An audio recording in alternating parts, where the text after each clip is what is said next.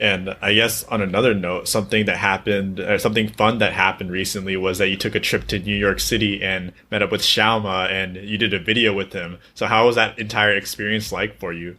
Yeah, I mean that was like so awesome. Like honestly, like the whole experience is like one of the highlights of my. I mean, it's probably the highlight of my YouTube career, and even just like my whole life. It's kind of like really stands out as something really cool that happened. Just because, I mean, for so many reasons. One, because I mean, I kind of viewed Xiaoma as like a famous guy who was like out of reach. That like everyone has seen his videos. Like even my grandma had like seen some of his videos. So to get to have him like offer to fly me out to New York to like film with him, it kind of felt like almost like a movie or something. It was like really surreal. Probably sounds like really corny to say, but yeah, it just felt so awesome to be getting on an airplane to go and film with this other YouTuber who like for me was kind of like a famous person.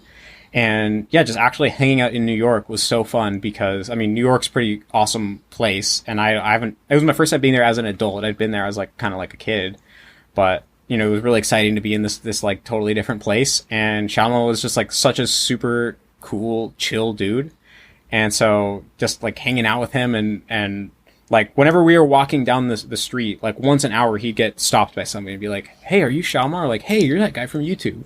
And he's like always super chill about it. If anyone wants to take a picture with him, he'll take a picture, and he's always like really nice to everybody. But he also like he's like super humble too. He doesn't go to his head at all. He like doesn't. It just kind of seems like he just is a normal dude that likes to make YouTube videos. And hanging out with him and like seeing his passion for like creating content was also really motivating because the scale that he thinks is like on a different level, right? Like he's thinking like, what's literally going to get millions of views? Like for me, that like even now I have over 100K subs, but for me, like if I don't have I don't really have a video that has 1 million views on my own channel, right? So I assume my videos are only going to have a couple, maybe if I'm lucky, 100,000 views or something for like a really good video, but for him, he's literally like, yeah, well, what's going to get what's literally going to get millions of views. And that's like his standard.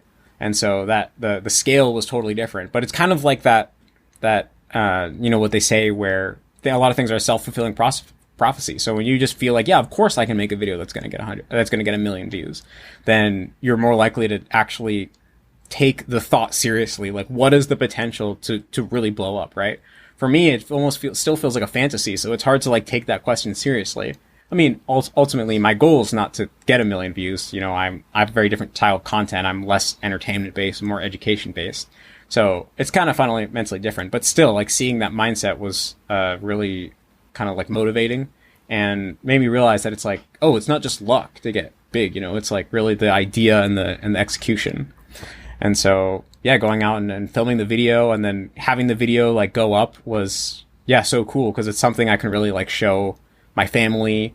And, my grandma like was so psyched. She sent it to all her friends, that, here's my grandson on the internet, like speaking Japanese. So yeah, the whole thing was just like, yeah, really, really awesome. Yeah, I mean,